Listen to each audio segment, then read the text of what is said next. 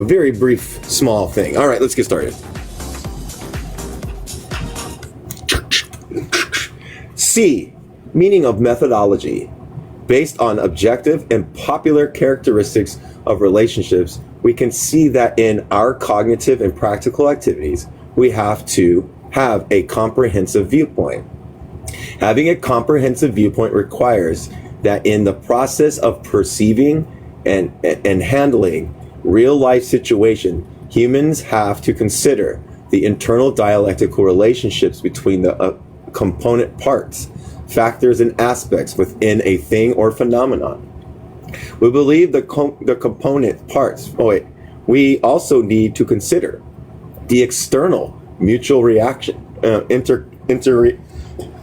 interactions they have with other things, phenomenons, and ideas. Only in such a comprehensive basis can we properly understand things and phenomenons and then effectively handle problems in real life. So the comprehensive viewpoint is the opposite of a unilateral and or metaphysical viewpoint. Lenin said, quote, "If we are to have true knowledge of an object, we must look and examine all of its facets, its connections, and its mendaces." Let me see, indirect relationships. Let me hear what this word says real quick before we get the picture. When it ever lets me. There we go. Hold on. Why is it taking forever? Come on. Metadata. What is that word? Can anybody help me? That word? Can't pronounce it. Someone help me with it. Joe, do you know what it is? Mediciacies? Mediases? For some reason it won't let me read it out loud. Hold on. Let me try again. Lenin said, there it goes. "If we are to have true knowledge of an object, we must look at and examine all of its facets, its connections, and mediases." Mediases. Okay. Okay. Now we're gonna go to here. Here we go. We're on the picture. On the picture it says. That's the wrong person. This is the wrong person. I'm still down here with you. No, you're in the full screen. Oh, not according to my screen. On my screen, I'm the little screen. Let's try this again. What about now? Antiquity, are they full screen or small screen, according to you? They're full screen according to me. Ah, okay. Yeah. Yeah, everybody says you're big screen, Joe. Okay. Yeah, so the circle, the circle right there is the subject existence as a collection of internal and external relationships. Comprehensive viewpoint. The comprehensive viewpoint sees the subject in terms of all of its internal and external relationships. Consider a factory. A factory exists as a collection of internal relationships between the workers, between machines, and between the workers and the machines, etc. And external relationships between the factory and its suppliers, between the factory and its customers, between the factory and the city. In order to have a comprehensive viewpoint, then examining the factory, one must consider and understand all the internal and external relationships which define. So inside the factory, the internal relationship is exactly between the workers and the machines, and then the externals is like the things on the outside, which is the, like what they said, the city, between the factory and its customers, between the factory and the city. Those are all external, outside. All right, Joe, I'm going to put you to small now.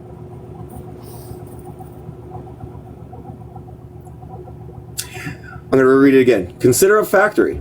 A factory exists as a collection of internal relationships between the workers, between the workers, between machines, between the workers and machines, etc.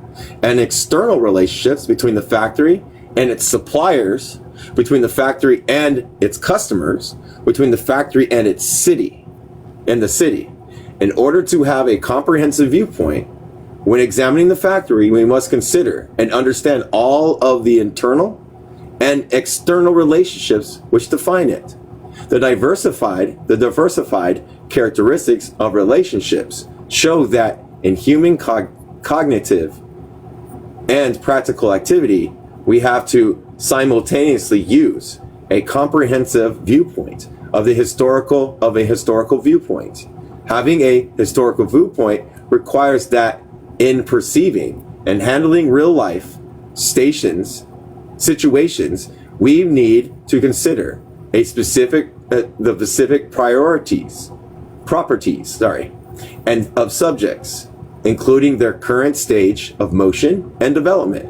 We also need to consider that the exact same methods can be used to deal with different situations in reality. Our method must be tailored to suit the exact situation based on the material conditions. While the comprehensive viewpoint focuses on internal and external relationships of subjects, the historical viewpoint focuses on the specific properties of subjects, especially the current stage of motion and development. In order to have a proper historical viewpoint, we must study and understand the way a subject has developed and transformed over time. To do this, we must examine the history of the subject changes over time, hence the term historical viewpoint. In addition, it's important to understand that no two situations which we might encounter will never be exactly the same. This is because the component parts and relationships that make up any given situation will be manifest differently. So in order to properly deal with situations, we have to understand the component parts and relationships of examined subjects, as well as their histories of development, so that we can develop plans and strategies that are suitable to the unique circumstances at hand. For example, it would be disastrous if a communist today tried to employ the exact same methods which were used by the Communist Party of Vietnam in the 20th century to defeat Japan, France, and the US. This is because the material conditions and relationships of Vietnam in the 20th century were very different from any material conditions exist on Earth today. It is impossible to learn lessons from studying the methods of Vietnamese revolution and to adapt some such methods in our modern circumstances, but it would be extremely ineffective to try to copy those methods and strategies exactly as they manifested then and there to here and now. In order to come up with suitable and effective solutions to deal with real life problems, we must clearly define the roles and positions of each specific relationship that comes into play and the specific time, place, and material conditions in which they exist. All right, here we go. Understanding roles and positions of relationships and the priority of subjects. You have the arrows pointing to these. All right, understand development, the path forward of relationships, of properties of the subject over time. Historical viewpoint.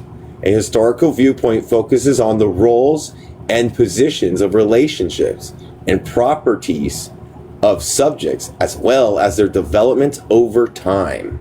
You see the time in the arrow, and you see the development from 2 to 2, from 1 to 2. You see the way that they move, the motion, the movements that they make, and you see through time that happens. So they went back to the number 1 to see why there's 2. That's what I'm getting. All right. Thank you, Joe. As soon as I get to my point. There we go. The role of relationship has to do with how it functions within a system of relationships, and the position refers to its placement amongst other subjects and relationships. Consider once again the example of the factory. In addition to its internal and external relationships, the factory also has various roles. It functions within various systems and from various perspectives. For instance, the factory may have the role of financial assets for the corporation that owns it. It may have the role of place of employment for the surrounding communities. It may have a role of supplier of various customers, etc. The factory is also positioned among other subjects and relations. If it's the only employer in the town when it would have a position of great importance to the people of the community. If on the other hand, if it's just one of hundreds of factories in a heavily industrialized area, it may have the position of much less importance. It may have a position of great importance to an individual factory worker who lives in property in a economy where there are very few available jobs, but for less importance to the freelance subcontractor for whom the factory is just one of many customers, and so on. These positions and roles will change over time. For example, the factory may initially exist as a small workshop with a small handful of workers, but it may grow into a massive factory with hundreds of employees. It is vital to understand this principle of development, which is discussed in more detail on the next page. In summary, proper dialectical materialism analysis requires a comprehensive and historical viewpoint. We must consider subjects both comprehensively in terms of the internal and external relationships of the subject itself, as well as historically in terms of roles and position of subjects, as well as their relationships, material conditions, and developed over time. So, in both perception and practice, we have to avoid an overcoming sophistry and eclectic viewpoints. Sophistry is the use of falsehoods and misleading arguments, usually with the intention of deception and with the tendency of presenting non-critical aspects of a subject material as critical to serve a particular agenda.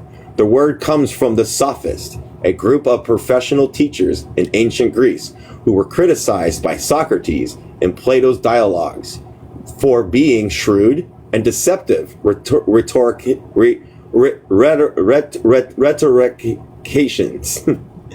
This kind of bad faith argument has no place in the materialist dialectics. Materialist dialectics must instead be rooted in a true and accurate understanding of the subject, material conditions, and the reality in general. Eclecticism is an incoherent approach to philosophically inquire, which attempts to draw from various different theories, frameworks, and ideas to attempt to understand a subject, applying different theories in different situations without any consistency in analysis and thought. Eclectic arguments are typically composed of various pieces of evidence that are cherry-picked and pieced together to form a perspective that lacks clarity, by definition, because they draw from different systems and thought without seeking to clear and cohesive understanding of the totality of the subject and its internal and external relations and its development over time. Eclectic arguments run counter to the comprehensive and historical viewpoint. Eclecticism is somewhat similar to dialectical materialism in that it attempts to consider a subject from many different perspectives and analyzes relationships pertaining to that subject. But the major flaw of eclecticism is the lack of clear and coherent systems and principles which lead to a chaotic viewpoint and an inability to grasp the true nature of the subject at hand. Principles of development. A. Definition of development. According to the metaphysical viewpoint, Development is simply a quantitative increase or decrease.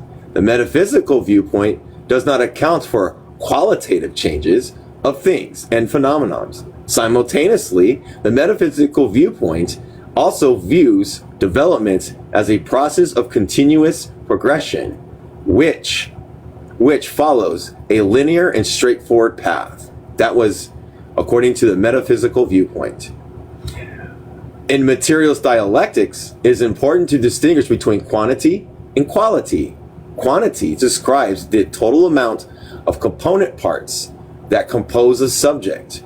Quality describes the unity of component parts taken together, which defines the subject and distinguishes it from other subjects. Both quantity and quality are dynamic attributes over time.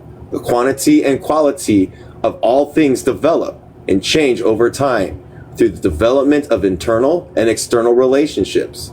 Quantity and quality itself form a dialectical relationship as quantity develops, quality also develops. A given subject may be described by various quantities and quality relationships. And here's another picture, everybody. So example 1, quantity, 1 quality football player. Now we have over here, quantity 11, quality football players. In the process of development, quantity change leads to quality change. A single football player alone has a quantity value of 1 football player, and the quantity of a football player, a quality of a football player. Even 11 football players on the field would have a quantity value of 1 and will develop the quality of a football team. This subject football team is composed of the same component parts as the subject football player, but the quantity change and other properties, being on a field, playing a game or practice, etc., change the quality of the component parts into a different stable and unifying form, which we call a football team. Thank you, Joe. Might as well just stay up there, actually. The relationships between quantity and quality is dynamic. If one of the players doesn't show up for practice and there are only 10 players on the field, it might still have the quality of a football team. But in a live professional game where there will be a certain threshold, a minimum player, the minimum number of players who must be present to officially be considered a team. If this number of players cannot be fielded, then they will thus won't be allowed to play. Likewise, if there are only 1 or 2 players practicing together in a park, they would probably not be considered a football team, though they might be described in terms of having a quality of being on the same team. Example 2.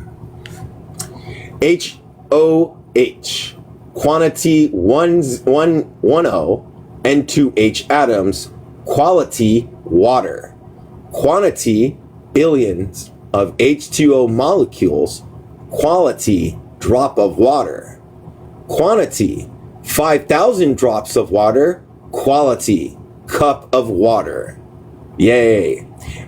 Development, quantity change lead to quality change.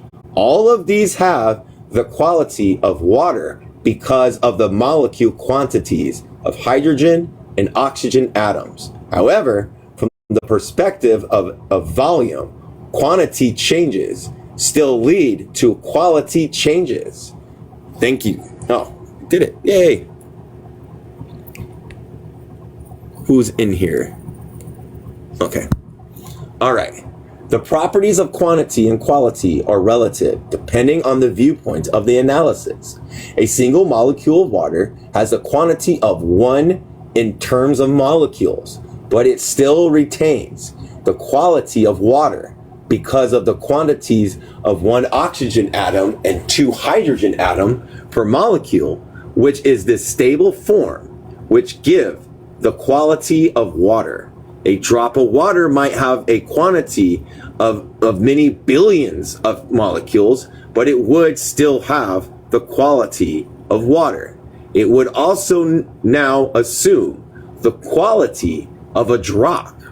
When you combine enough drops, which is quantity of water, you will eventually have the quality shift where the drops of water combine to form another quality, i.e. a cup of water.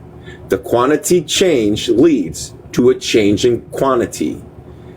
We would no longer think of the term of the water in terms of drops after the quantity rises to a certain level. In terms of temperature, the physical properties, if the water is heated in a certain point, it will boil and the water becomes steam.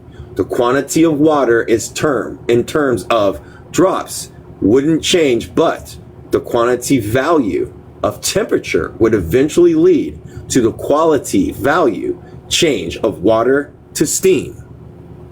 Interesting, huh? Here we go.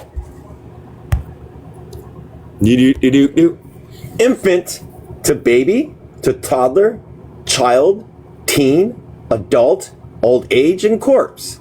As quantity of age increases, quality changes. The same human being will undergo various quality changes as age quantity increases over time.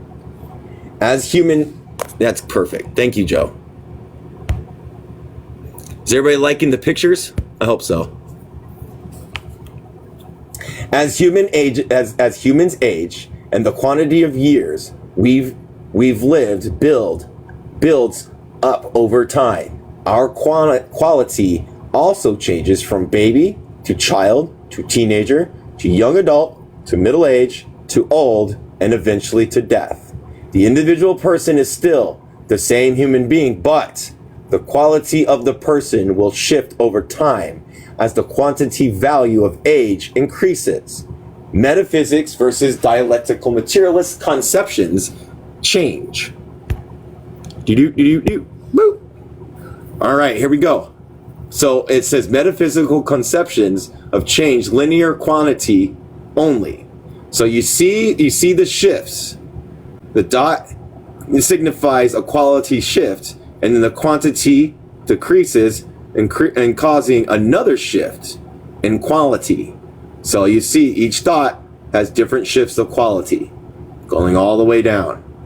Materialist dialectic conception of change, fluid, dynamic, quantity plus quality. Metaphysics only considers linear properties of quantity change. Materialist dialectics takes quantity change and quality shifts into consideration when considering change over time. Thank you. As soon as I get there, it goes. I am not a dangist. Because the metaphysical perspective tries to define the world in terms of static, isolated subjects, only quantity is considered, and quality shifts are not taken into account.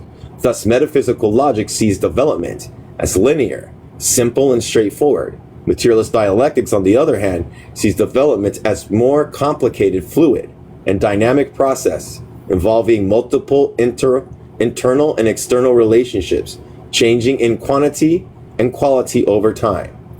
A contrast of metaphysical viewpoint in materialist dialectics, development refers to the motion of things and phenomena with a straightforward tendency for less advanced to more advanced, from less complete to more complete levels. The materialist dialectics motions. The materialist dialectics motion, also known as change, is a result of mutual impacts between or within things, phenomena, and idea. And all motion and change results from mutual impacts, which themselves results from internal to external relationships with other things, phenomena, and idea, and given motion change leads to quantity changes, and these quantity changes cumulatively lead to a quality change. Grasping this concept that development is driven by relations is critically important to understanding materialist dialectics. Here we go. Another picture for everybody. External relationships, you can see the water. Internal relationships is inside the seed, the plant. Change in development leads to quantity changes. You can see that a leaf has been made.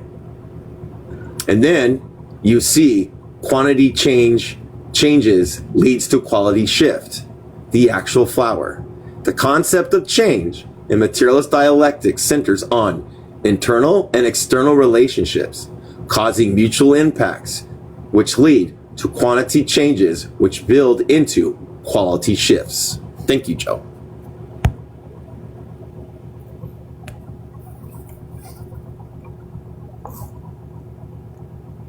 We are not Dangist. This process, taking in total, is referred to as development. Development represents the entire process in which internal and external change/motion leads to changes in quantity, which in turn leads to change in quality over time. The process of development can be fast or slow, complex or simple, can even move backwards, and all of these properties is relative,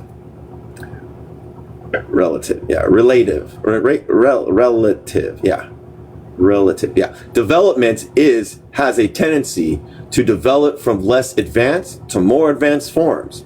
The word tendency is used to denote phenomenon development and motion, which inclines in a particular direction.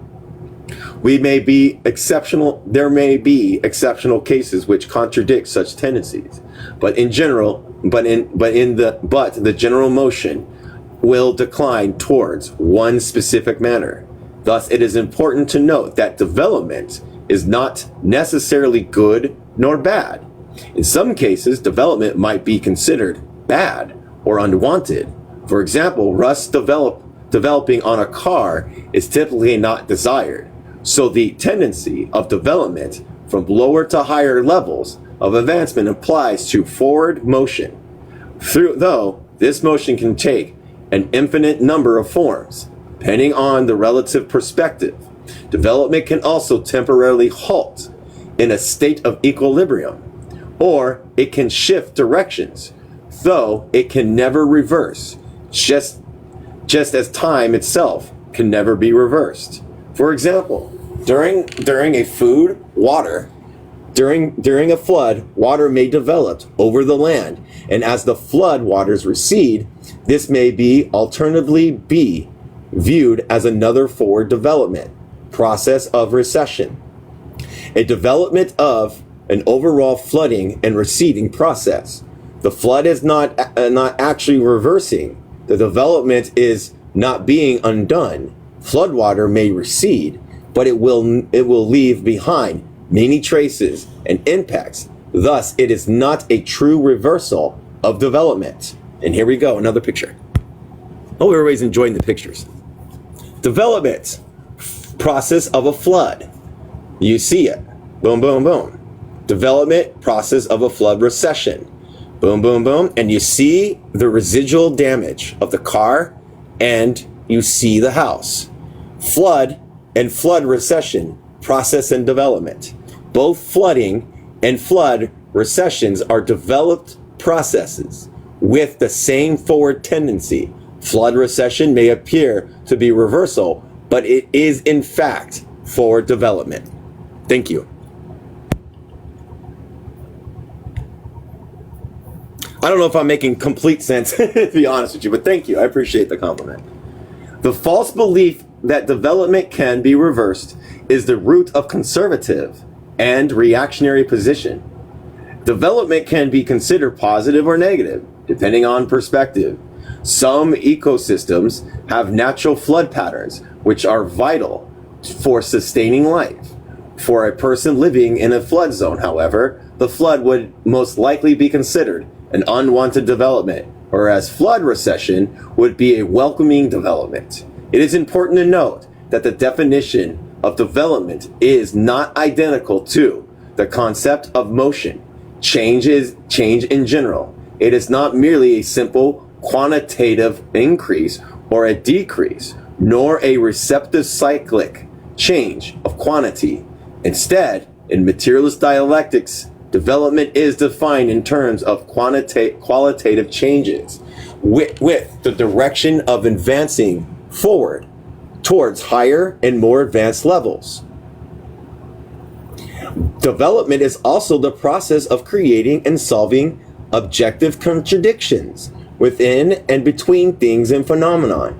Development is thus the unified process of negating negative factors while retaining the advancing positive factors from old things and phenomena as they transform into new things and phenomena. A contradiction is a relationship in which two forces oppose one another. Although a contradiction might exist in equilibrium for some amount of time, eventually one force will overcome the other, resulting in a change in quality. This process of overcoming is called negation. A short development is a process of change in a subject quantity as well as negation of contradictions within and between subjects, leading to quality shifts over time. Characteristics of development. B. Every development has the characteristics of objectiveness, generality, and diversity. The characteristics of objectiveness of development stems from the origins of motion. Remember that in materialist dialectics, objectiveness is relative characteristics that every subject has of existing and developing internally to all other subjects. Since motion originates from mutual impacts which occur between external things, objects, and relationships, the motion themselves also occur externally, relatively to all other things, phenomena, and subject. This gives motion itself subject characteristics. And here we go, another picture, everybody. Relationships between motion, quantity shifts, and dialectical development. Motion, quality shift, quantity shift, quality shift, dialectical development. Dialectic development consists of quantity and quality shifts, which in turn derive from motion. Thank you again, Joe. Oh, you're going to the, wait, sorry. Were you done? Oh, okay. Development is derived in motion, from motion and process of quality shift, which arise from quantity changes, which arise from motion. Since development is essentially an accumulation of motion, and motion is objective, development itself must also be objective. The principle of development states that development is a process that comes from within and things in itself. The process of solving the contradiction within things and phenomena. Therefore, development is inevitable, objective, and occurs without dependence on human will. The thing in itself refers to the actual material object, which exists outside of our consciousness. Development arises from motion and self-motion, with objective characteristics. Although human will can impact motion and develop through conscious activity in the material world, motion and development can and does occur without being dependent on human will. Human will is neither a requirement nor prerequisite for motion and development to occur. Development has the characteristic of generality because development occurs in every process that exists in every field of nature, society, and human thought, in everything, every phenomenon, every idea, and at every stage. Of all things, phenomenon, and ideas, every transformation process contains the possibility that it might lead to the birth of a new thing, phenomenon, or idea through a change of quantity, i.e. development. The materialist dialectic stage or stage of development refers to the current quantity and quality characteristics which a thing, phenomenon, or object possesses. Every time a quality change occurs, a new stage of development is entered into. Development has the characteristic of diversity because everything, phenomenon, and idea has its own process of development that is not totally identical to the process of development. Any other thing, phenomenon, or idea, things and phenomenon will develop differently in different spaces and times. Simultaneously within their own processes of development, things, phenomena, and ideas are impacted by other things, phenomena, and ideas, as well as by many other factors of historical conditions. Such impact can change the direction of development of things, phenomena, and ideas. They even temporarily set development back and or can lead to growth in one aspect but degeneration in another. Because development has a characteristics of generality and a characteristic of diversity, a principle of diversity in unity and diversity also applies to development. C. Meaning of the methodology. Materialist dialectics holds that the principle of development is scientific, theoretical basis that we must use to guide our perception of the world and to improve the world. Therefore, in our perception, the reality, we have to have a development viewpoint. According to Lenin, dialectical logic requires that an object should be considered in development, in change, in self-movement.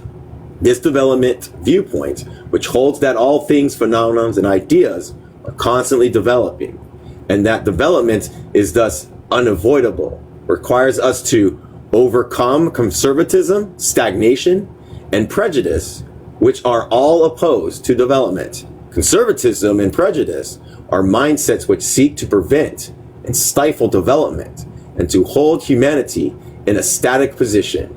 Not only is this detrimental to humanity, it is also ultimately a wasted effort, because development is inevitable in human society, in all things, phenomena, and idea. Therefore, we must avoid to fight against such stagnant mindset.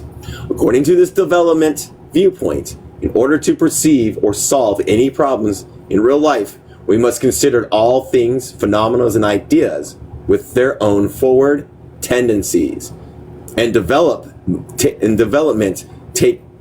tendencies of development take in mind. On the other hand, the path of development is dialectical process that is reversible and full of contradictions. Therefore, we must be aware of this complexity in our analysis and planning. This means we need to have a historical viewpoint which accounts for the diversity of complexity of development and perceiving and solving issues in reality. Materialist dialectics requires us to consider the complexity of constant motion of reality.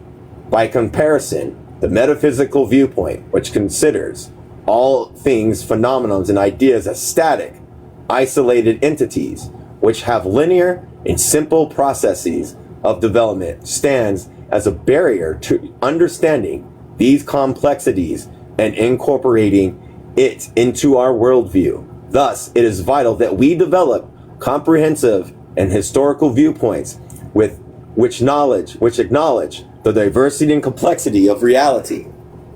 In summary, as a science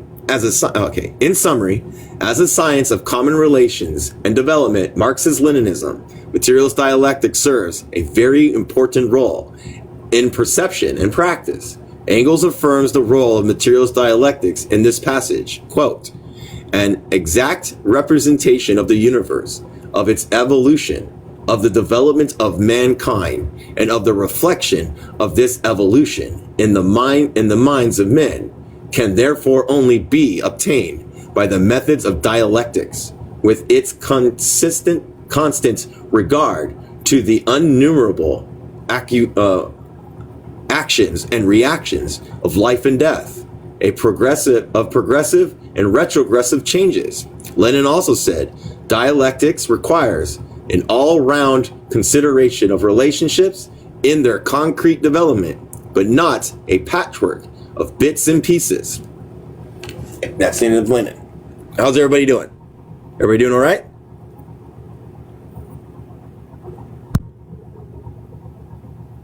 Good. Sweet, sweet. I got one good. All right, sweet, sweet. Good. Sweet, sweet. Number 3, basic pairs. Well, I thought something happened. Basic pairs of categories of materialist dialectics. Category is the most general group of aspects, attributes,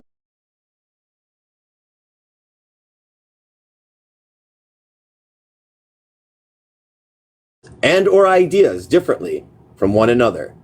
Translation notes. Okay, they're translating, I think, category. We'll find out. In Vietnamese, the word pham tru, which I'm saying incorrectly, is used here, which translates in this context more closely to the English philosophical term category of being, which means the most general, fundamental, or broadest class of entities. Category of being is sometimes simplified in English language philosophical discourse as category, which we can choose to do here to ease the reading and to better reflect the way it reads in original Vietnamese. So, own system of categories that reflect the aspect, attributes, and basic relations that fall within its scope of study. For example, mathematics contains the categories of arithmetic, geometry, point, plane, and constant. Physics contains the categories of mass, speed, acceleration, and force, and so on. Economics includes commodity, value, price, monetary, and profit categories. Every such category reflects only the common relations found within the specific fields that fall within the scope of the study of specific science. Categories of materialist dialectics, on the other hand, such as matter, consciousness, motion, contradictions, quality and quantity, reason and result, are different categories. And materialist dialectics reflects the most general aspects and attributes, as well as the most basic and general relations of not just one specific field of study, but of the whole of reality, including all of nature, society, and human thought, because all those are interconnected. Everything, phenomenon, and idea has many properties, including a reason for existing in its current form, a process of motion and change, contradictions, content, form, and so on. These properties are aspects, attributes, and relations that are reflected in the category of materialist dialectics. Therefore, the relationship between the categories of specific science and categories of materialist dialectics is the dialectical relationships between the private and the common. And we have another one. Categories, scientific categories: medicine, biopharmaceuticals, gene therapy, antibiotics, vaccines, mathematics, we already went through, geography, physical geography, human geography, regional and historical, physics, classical, nuclear, geo and mechanical, chemistry, organic, inorganic, physical, biochemistry. These are categories. Materialist dialectic categories: private and common, reason and result, obviousness and randomness, content and form, essence and phenomenon, possibility and reality. The categories of specific science are limited to the scope of study, while the categories of materialist dialectics encompass all phenomenons and ideas. Unlike the category contained within specific scientific fields, the philosophical categories of materialist dialectics can be used to analyze and define all things, phenomena, and ideas. The category of specific scientific fields and the materialist dialectical categories have a private and common dialectical relationship. As a science of general relations and development, materialist dialectics summarizes the most general relations of every field of nature, society, and human thought into basic categories, pairs, private and common, reason and result, obviousness and randomness, content and form, essence and phenomenon, possibility and reality. Let me do my thing. Oops, that's the wrong one.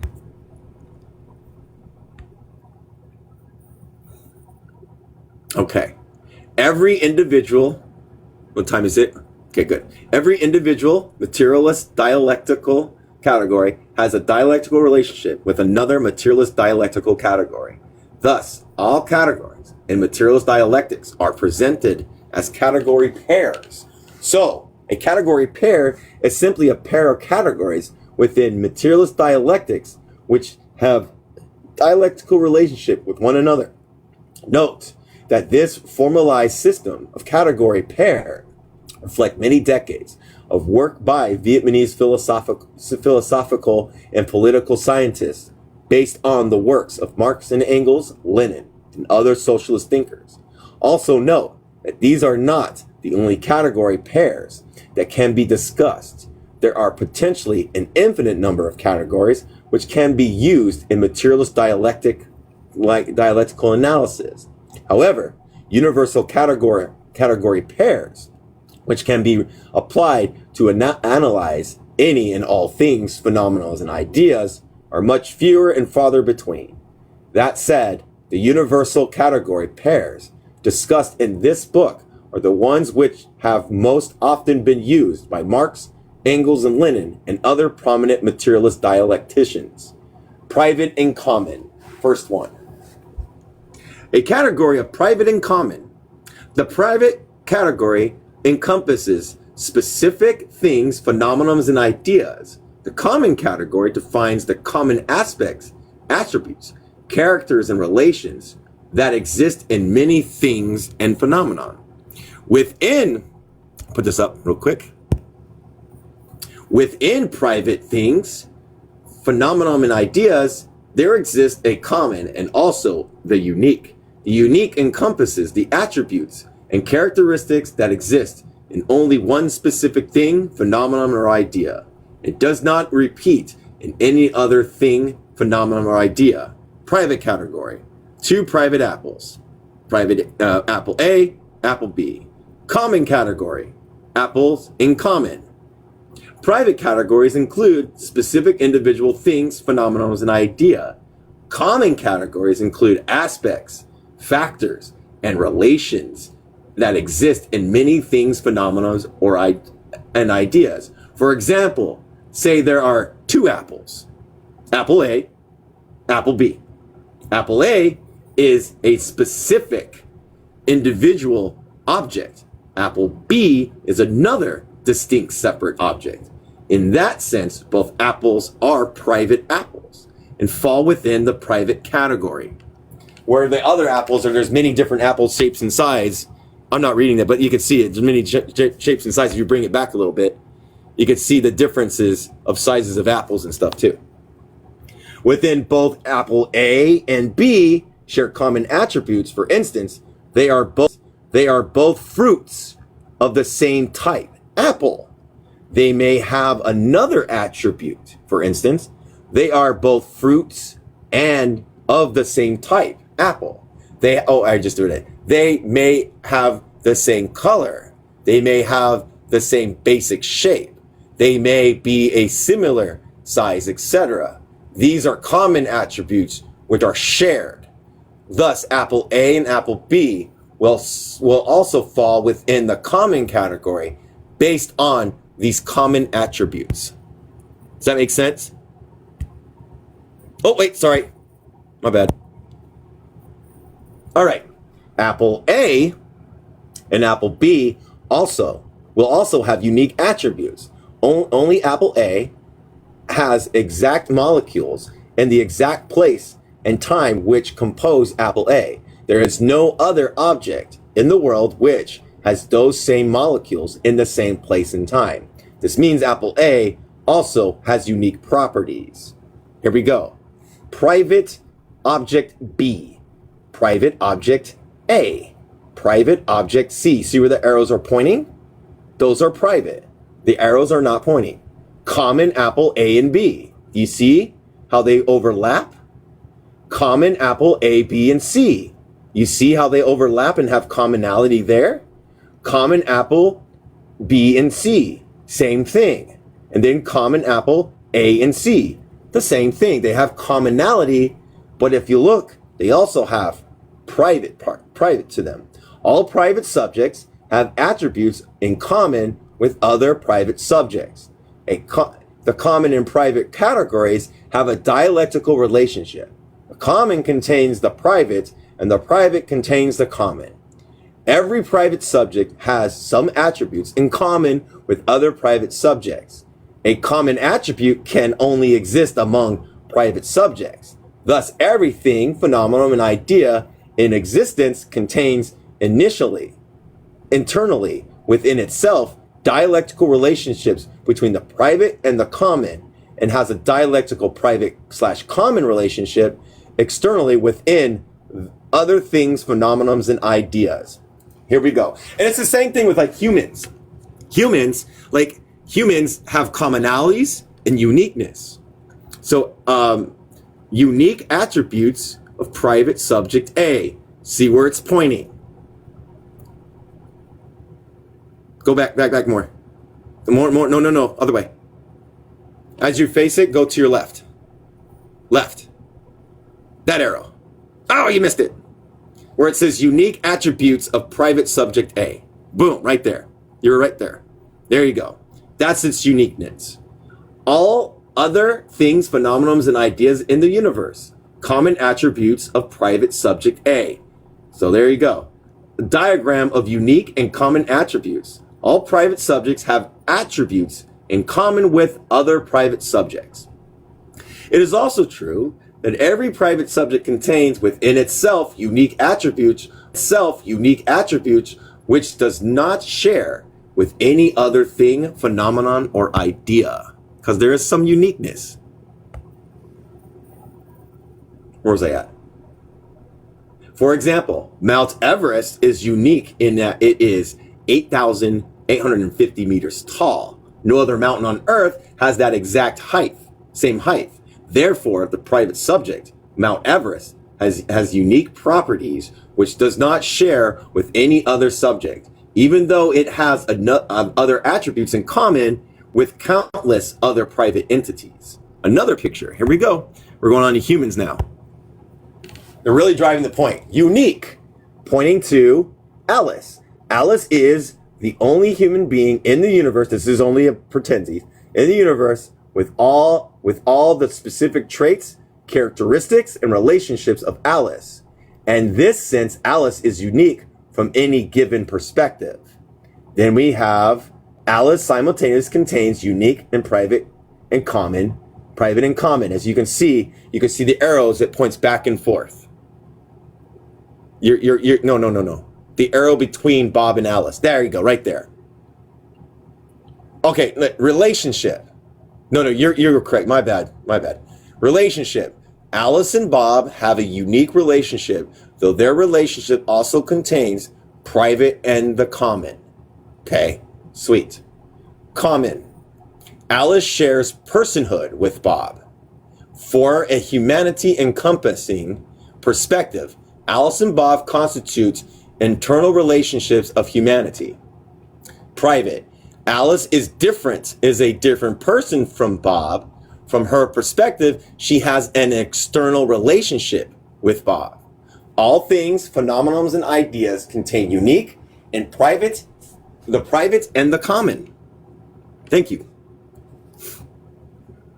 The apples were easier for me, honestly, but that's cool. I got this one, I think. Yeah, I got this one. Whenever two individual subjects have the relationship with one another, the relationship is a unique relationship. in the sense that it is a relationship that is shared only by those two specific subjects. However, there will also be common attributes of properties which any such relationship will share with other relationships in existence. This recalls the principle of unity and diversity in unity. So everything, phenomenon and idea, contains the common and the unique.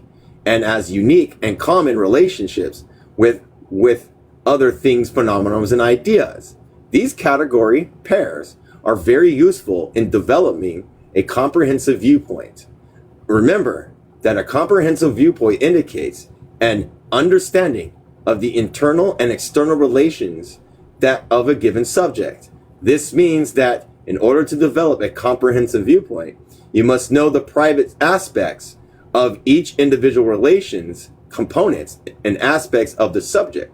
You must also study the commonalities of the subject as well. It is also important to study the variety of private information, sources, or data points to look at for commonalities between them. In other words, if you want to have a proper comprehensive viewpoint about any subject, you have to find and analyze as many private data points and pieces of evidence as possible. For example, if a person only ever saw one apple, a green apple, then that person might believe that all apples are green. This conclusion would be premature. The person is attempting to make an assumption about the common without examining enough privates. This is a failure of mistaking the private for the common, which stems from the lack of comprehensive viewpoints. Here we go. We got some pew-pews.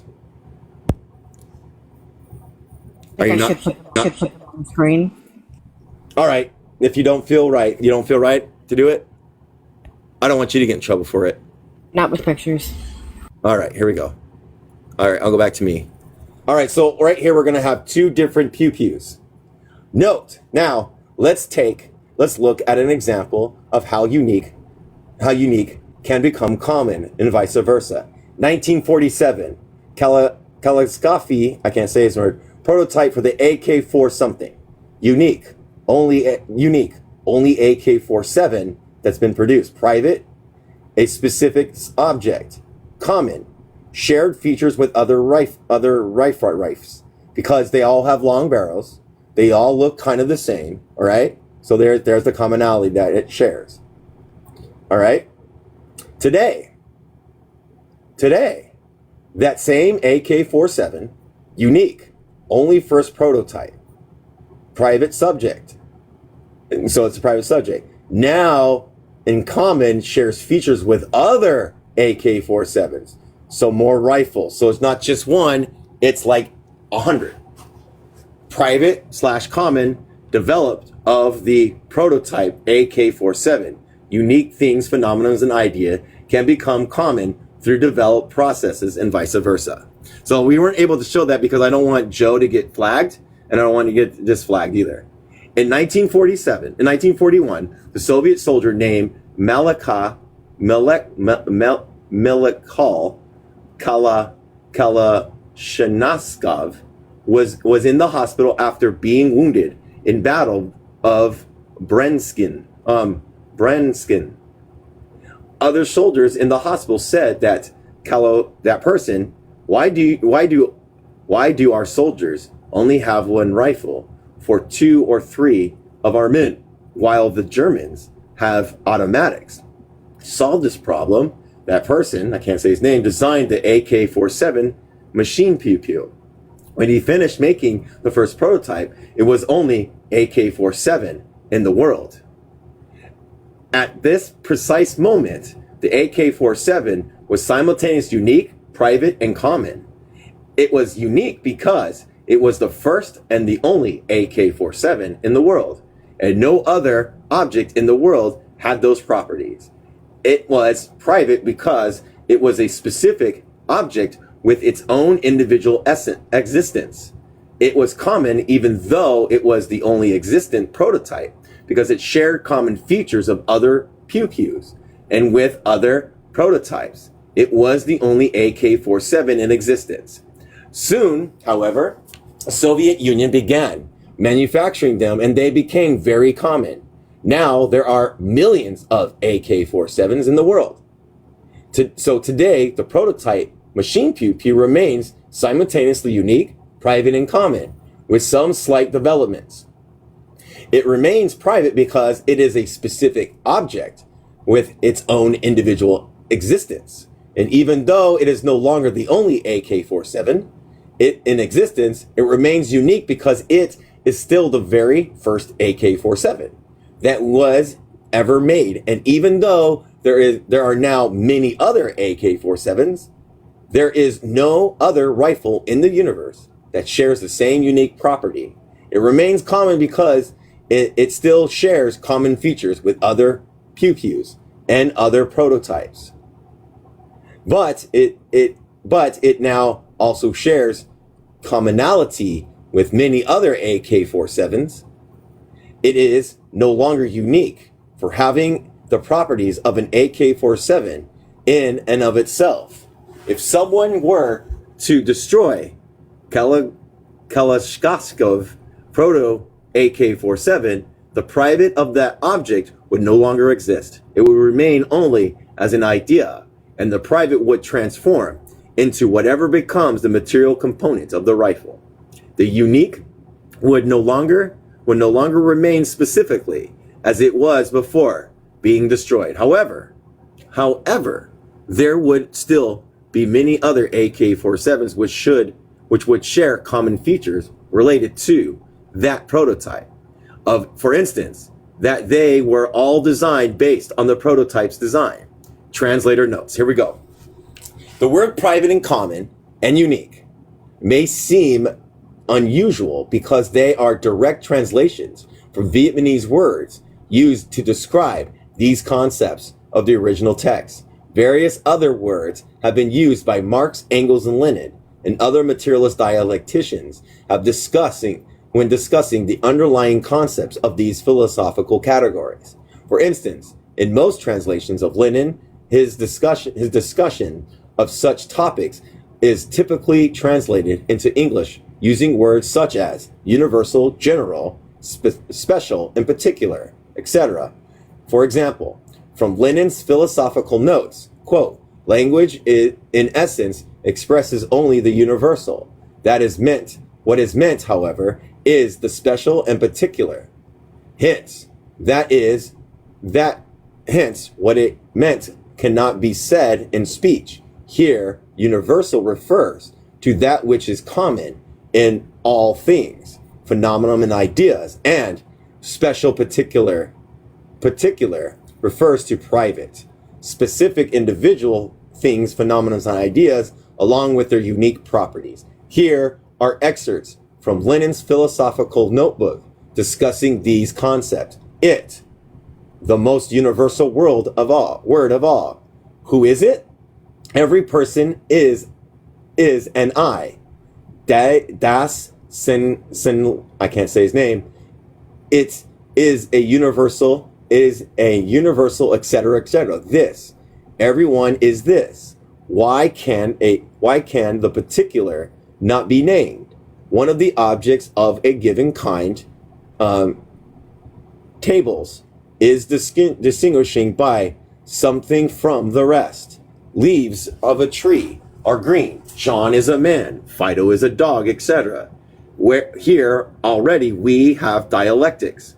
As Hegel's genius recognized, the individual is the universal, and the naive confusion of helplessness, pitiful confusion in the dialectics of the universal and the particular, in the concept of the sensuously perceptible reality of individual objects, things, and phenomena. Further, the subsumption under logical categories of sensibility, irritability. This is said to be the particular in contrast to the universal, and the production of an idle game. Marx too discussed These concepts using the words which are commonly translated into English, using different terms, for example, in capital, the general from the relative value, embrace the whole world of commodities, convert the single commodity that is included from the rest and made to play a part of equivalence. Here the linen into the universal equivalent. Here, general form refers to the commonalities of form that exist between all commodities.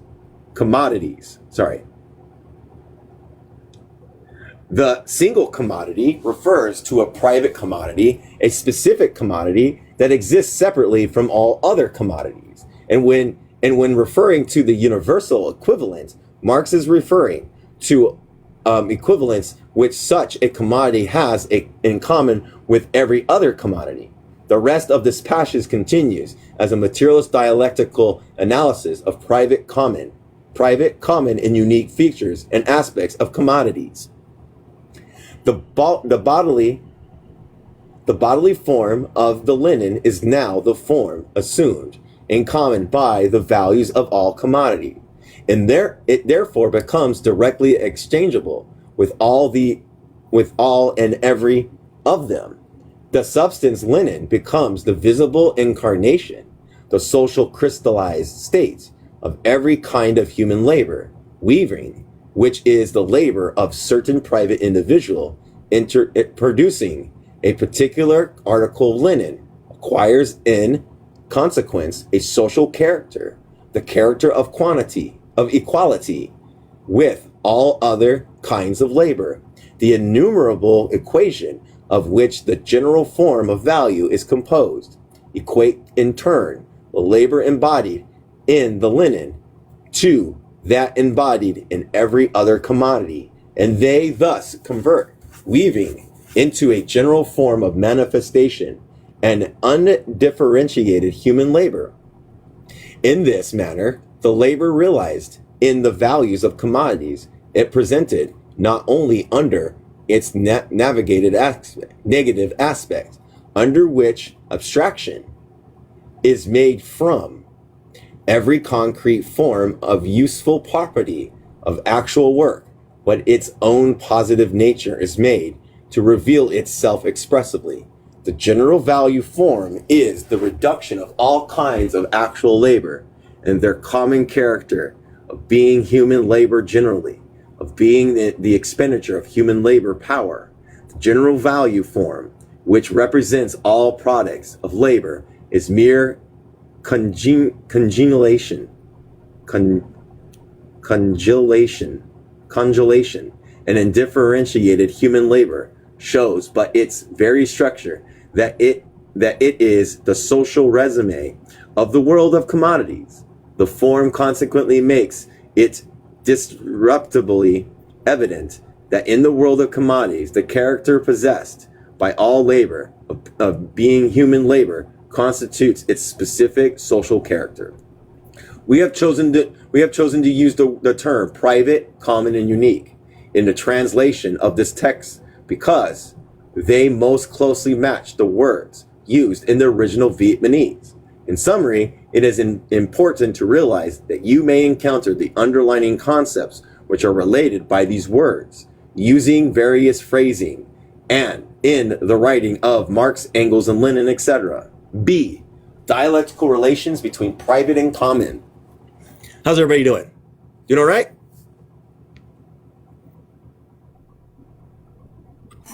Sweet. Sounds good. Sweet. According to materialist dialectical viewpoints, the private and common and the unique exist objectively. The common only exists within the private. It expresses its existence through the private. The common can't exist as a specific thing, phenomenon, or idea. However, every specific thing, phenomenon, ideas exists as a private subject which has various features in common with other private things, phenomena, and ideas. We can therefore only understand the common through observation and study of various private things, phenomena, and ideas. For example, a human can't perceive with our senses alone, the common of apples. Only by observing many private apples can begin to derive an understanding of what all private apples have in common. The common does not exist in isolation from the private. Therefore, commonality is inseparable from things, phenomena, and ideas. The private only exists in relations to the common. Likewise, there is no private that exists in complete isolations from the common. No communality can possibly exist outside of private things, phenomena, and ideas, because commonality describes features which different things, phenomena, and ideas. No private thing, phenomenon, or idea can possibly exist absolutely without commonality, because there is no thing, phenomenon, or idea that shares absolutely no feature with any other thing, phenomenon, or idea. Private category is more all-encompassing and diverse than the common category.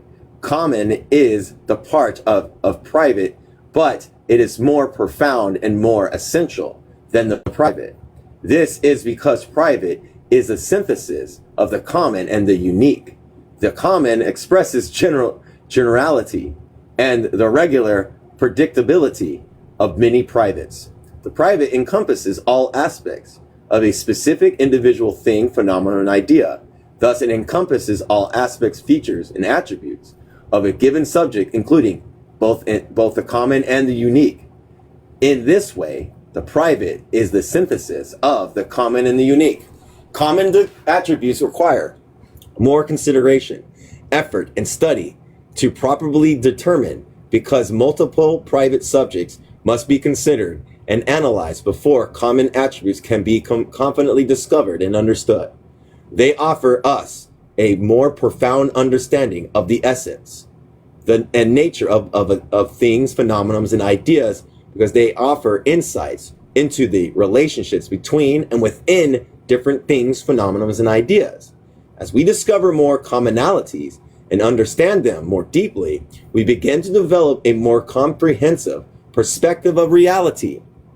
We begin to develop an understanding of the laws and principles which govern relations between and within things, phenomena, and ideas, and this gives us the power to more accurately predict how processes will develop and how things, phenomena, and ideas will change the mutual impact one another over time. Specific conditions of common and the unique can transform into each other. The dialectical relationships between private and common was summarized by Lenin. Consequently, the opposites, the individuals as opposed to the universal, are identical. The individual exists only in the connection that leads to the universal. The universal exists only in the individual and through the individual. Every individual is, in one way or another, a universal. Every universal is a fragment or an aspect or the essence of an individual. Every universal only approximately embraces all the individual objects. Every individual enters completely into the universal, etc., etc. Every individual is connected by thousands of transitions with other kinds of individuals, things, phenomena, etc. C, meaning and methodologies. What are we at? Let's see. I'm going to look forward. Make sure we remember page 159, because I know you probably have a lot of explanations. This might be a good stopping point then, because it's going into a different thing. What do you think? What do you think, everybody? Works for me. Anybody else?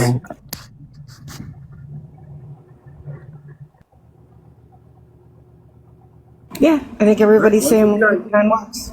Yep. And we'll go into the meaning and the methodology. We must acknowledge and recognize the common in order to study the private in our cognitive and practical activities. So, and it sounds like they were doing kind to the particular to the general, from the general to the particular. It sounded like Mao. All right, let me put my bookmark in here. Add a bookmark. I don't know why it just doesn't let me have to keep that up. All right. All right, let me go put on my headset. That way I don't continue the thing. Oh my God. Oh.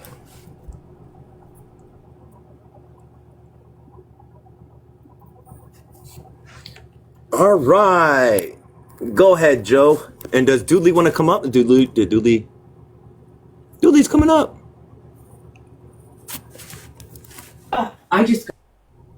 All right.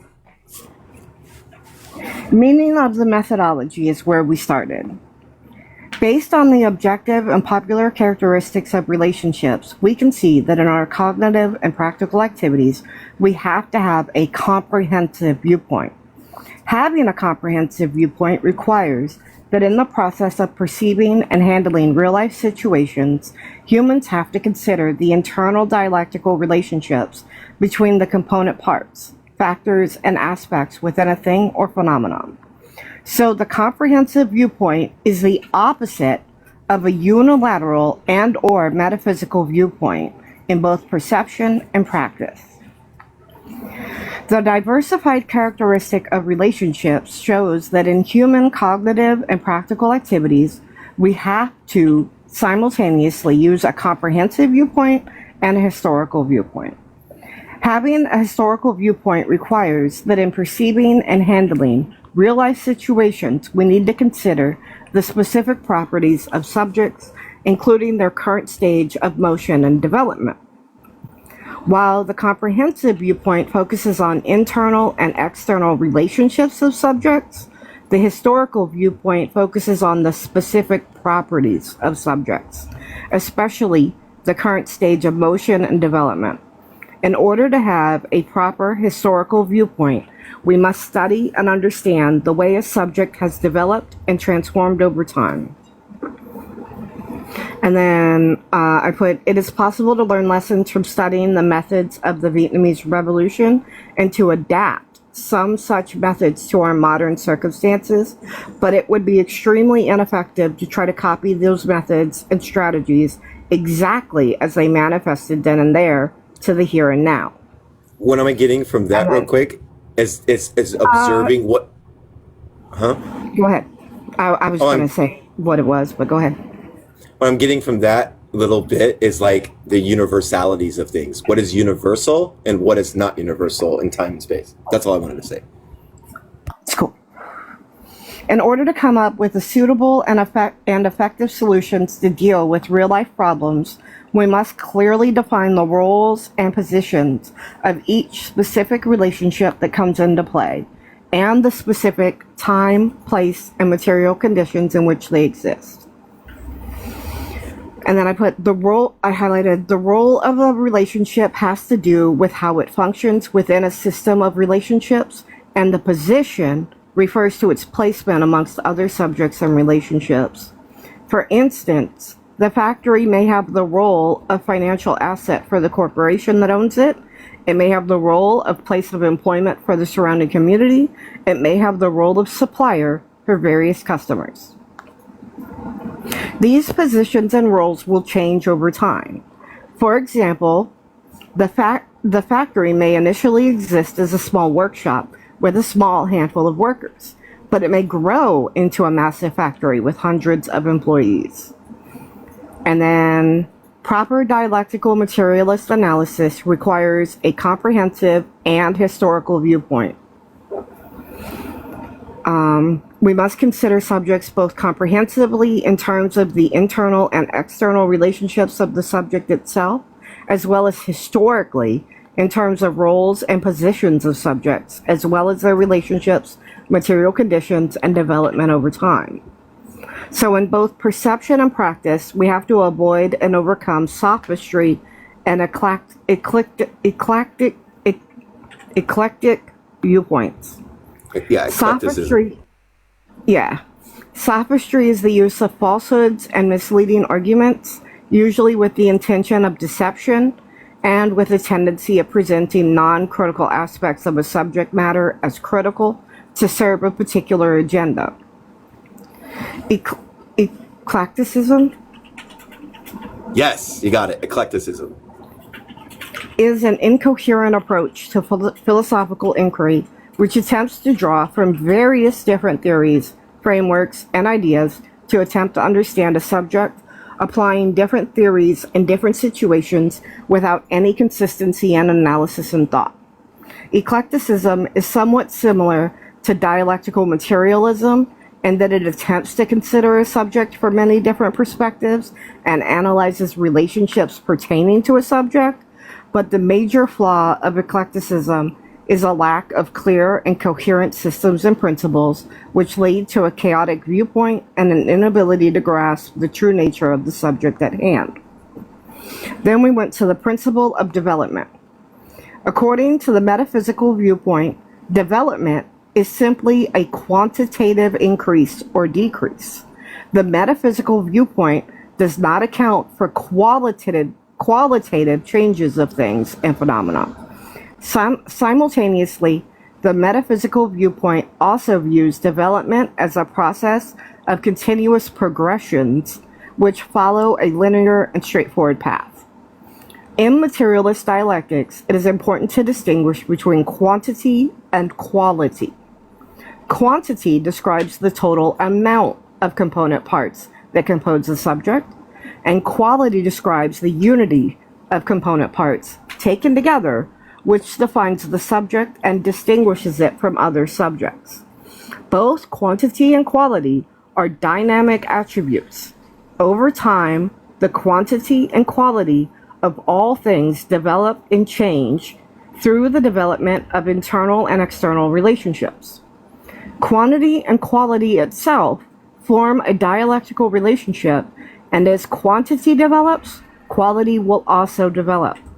A given subject may be described by various quantity and quality relationships. And the relationship between quantity and quality is dynamic.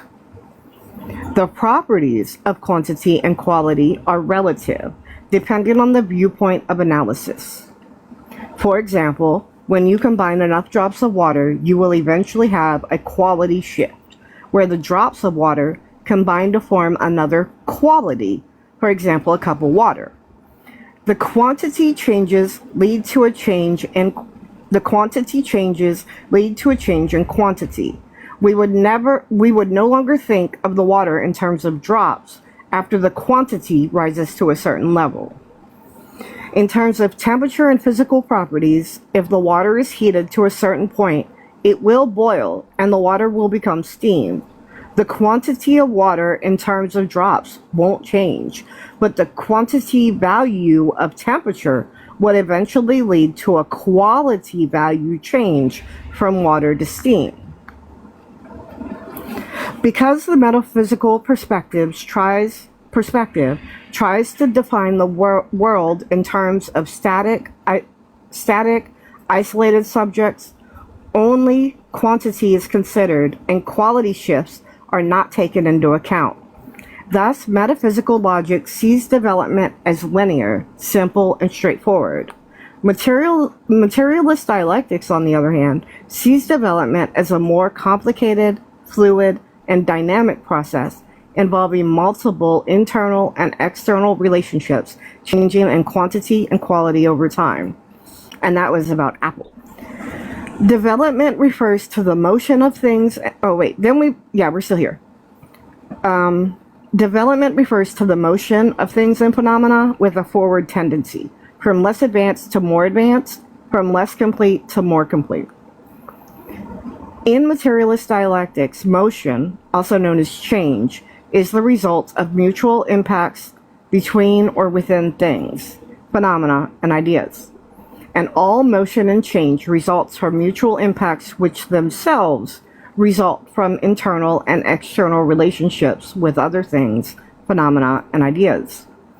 Any given motion/change leads to quantity changes, and these quantity changes cumulatively lead to a quality change.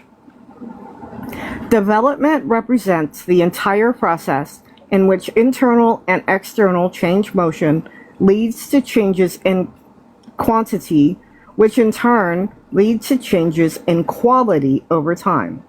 The process of development can be fast or slow, complex or simple, can even move backwards, and all of these properties are relative.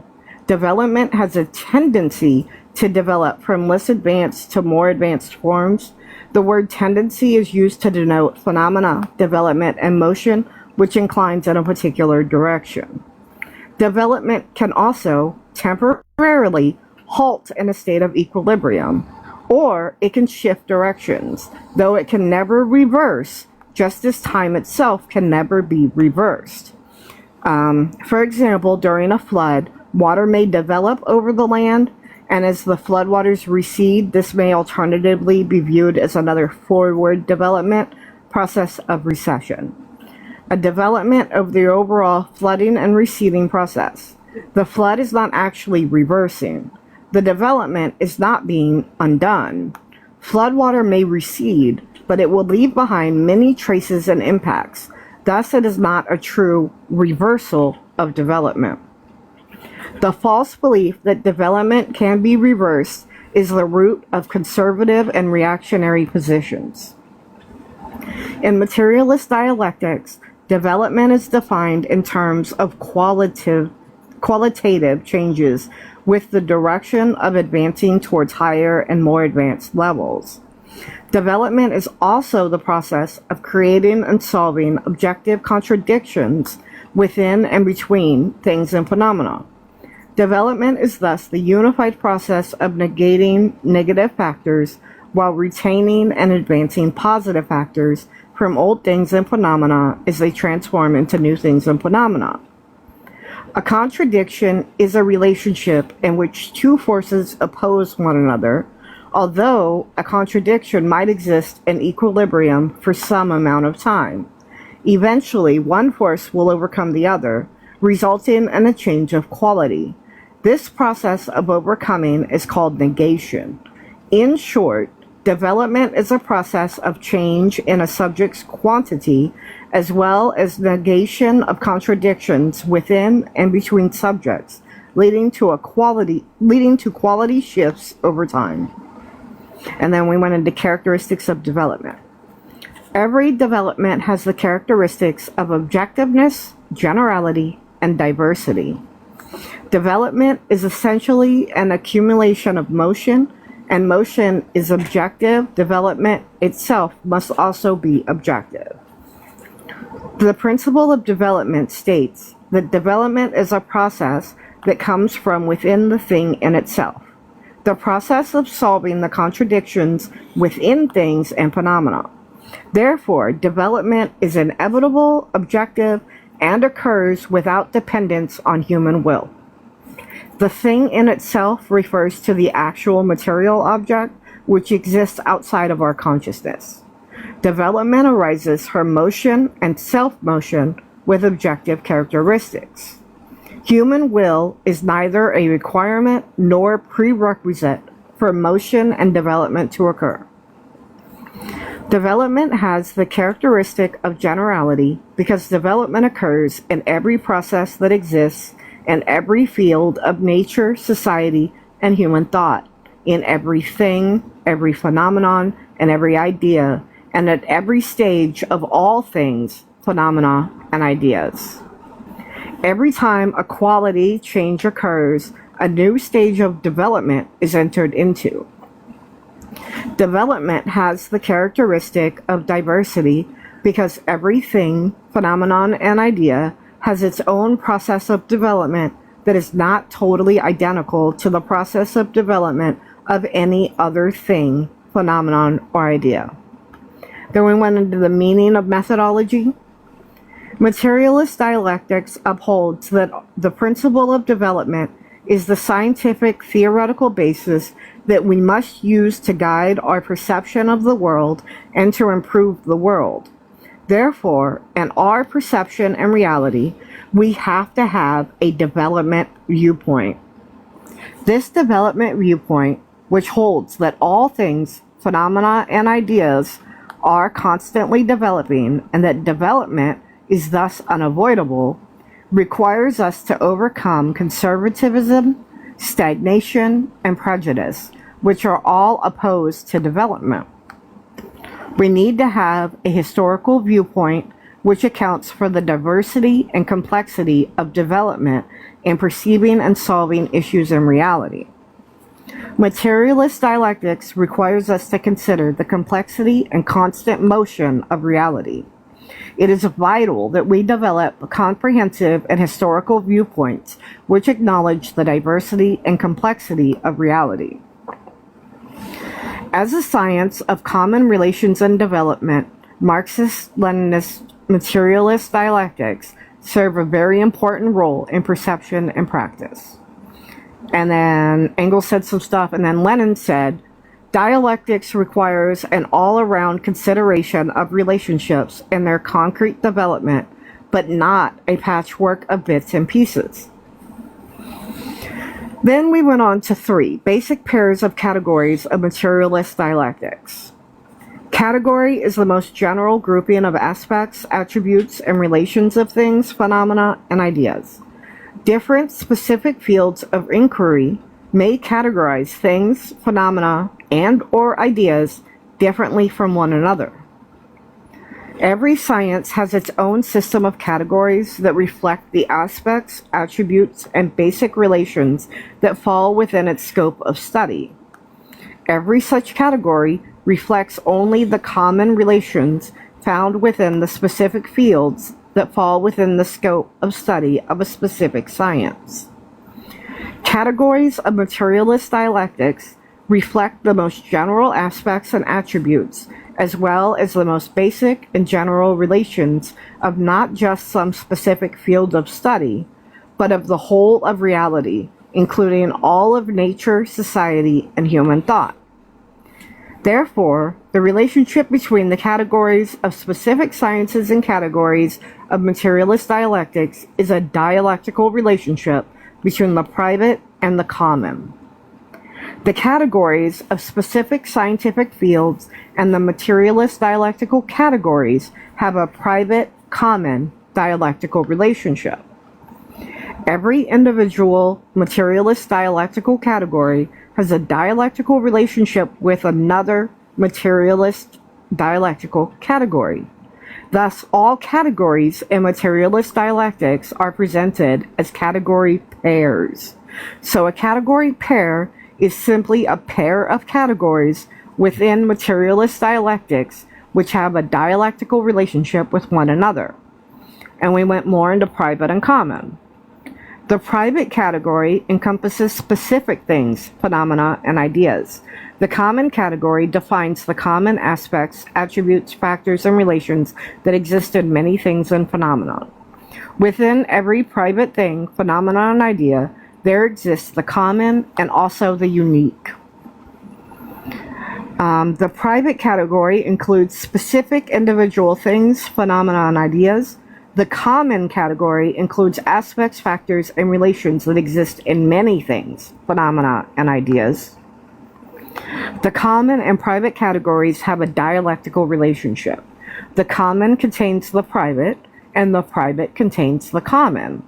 Every private subject has some attributes in common with other private subjects, and common attributes can only exist among private subjects. Thus, everything, phenomena, and idea in existence contains internally within itself dialectical relationships between the private and the common, and the dialectical private-common relationships externally within other things, phenomena, and ideas. It is also true that every private subject contains within itself unique attributes which it does not share with any other thing, phenomena, or idea. Whenever two individual subjects have a relationship with one another, that relationship is a unique relationship in the sense that it is the relationship that is shared only by those two specific subjects. However, there will also be common attributes and properties which any such relationship will share with other relationships in existence. In other words, if you want to have a proper comprehensive viewpoint about any subject, you have to find and analyze as many private data points and pieces of evidence as possible. And apparently, hold on. Oh, I didn't highlight things for a little bit. Dialectical relationship between private and common. According to the materialist dialectical viewpoint, the private, the common, and the unique exist objectively. The common only exists within the private. It expresses its existence through the private. The common can't exist as a specific thing, phenomena, or idea. We can only understand the common through observation and study of various private things, phenomena, and ideas. The common does not exist in isolation from the private. The private only exists in relation to the common. Likewise, there is no private that exists in complete isolation from the common. The private category is more all-encompassing and diverse than the common category. Common is a part of private, but it's more profound and more essential than the private. This is because private is the synthesis of the common and the unique.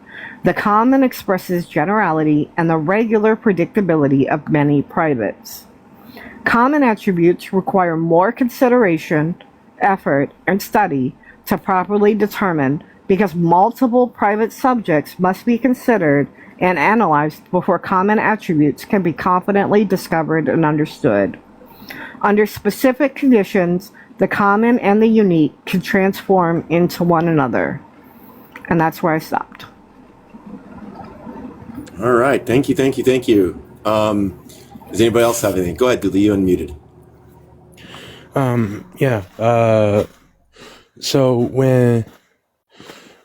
when I heard about like the common, the unique, and the private, I thought that this looks like something that people need to understand, because without the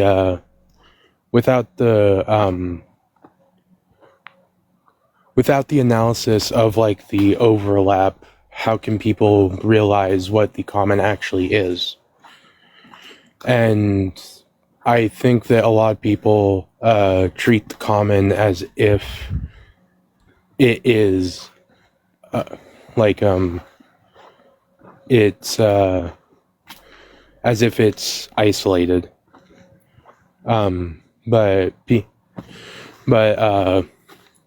Yeah, no, I just want to say that it sounds like sounds a little bit like the type of I mean, if you were to apply this logic to like analyzing systems of oppression, it sounds a lot like the analysis of like intersectionality. Yeah, and it's also common, like people too. Like people are unique within, but we have commonality with one another. But we are unique individuals, but we should work in common with each other, and for these causes, and also recognize our uniqueness within side of a collective thing. So yeah, and also something because me and you have eyes, but I have hazel eyes. You have like a grayish green eyes. Yeah, I have curly hair. You have, right? But we're both humans. Yeah. And I think that a lot of people like this this is me more of talking about like within the aspect of like disability advocacy and applying this to it. The way that I would see it is that a lot of people are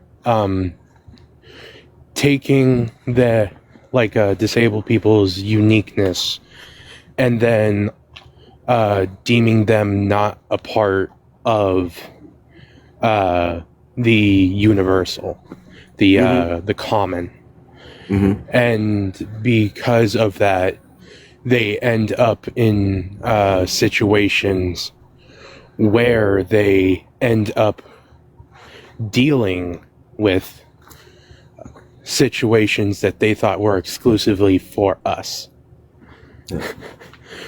And it just it's just it's really words are escaping my brain right now. It's really helpful for analysis. Yeah, I agree.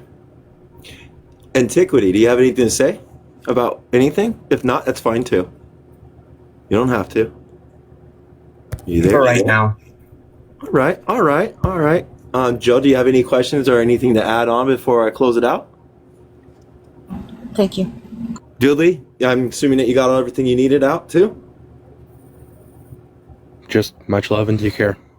All right. I don't know what's going on with the next live. I don't know if they're going live or not. No idea. They haven't said anything. But anyway, I'll let you all go. Thank you very much. Thank you for the notes. Thank you for participating. It helps me a lot too. I appreciate it.